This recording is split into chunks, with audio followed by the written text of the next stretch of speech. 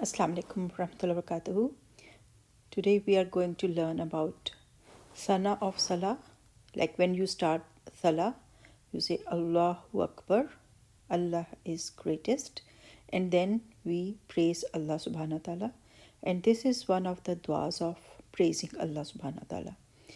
There are some more also, but this is one of them. So let's see. So how do we pronounce it? How do we say it? It's Subhanakallahumma wa bihamdika wa tabarakasmuka wa ta'ala jadduka wa la ilaha ghayruk. So let's see meaning of it. Subhanaka, it means glorified are you. So ka is attached pronoun and subhan means glorified. So we say glorified are you, Allahumma, O Allah. Subhanakallahumma, glorified are you, O Allah, wa bihamdika, and with your praise. So bihamdika is actually three words. Bi means with, hamd means praise, ka means you. And with your praise, wa means and, tabarakasmuka, blessed is your name.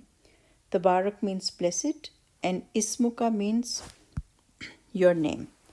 Wa tabarakasmuka, and blessed is your name. Wa ta'ala, and high is jadduka, your majesty. Jaddu means majesty, ka means your majesty. Wala ilaha, and there is no God, ghayruk, other than you. Ghayr means other than, and ka means you. So we say all together, like, how perfect are you, O Allah, and I praise you. Blessed is your name, and lofty is your majesty, and none has the right to be worshipped except you. So once again, Subhanakallahumma wa bihamdika wa tabarakasmuka wa ta'ala jadduka wa la ilaha ghayruk. So a few mistakes commonly people make. We should be, careful about them. Subhanak. So in this, ba has a echo sound, kalkala, and ha is from the upper throat.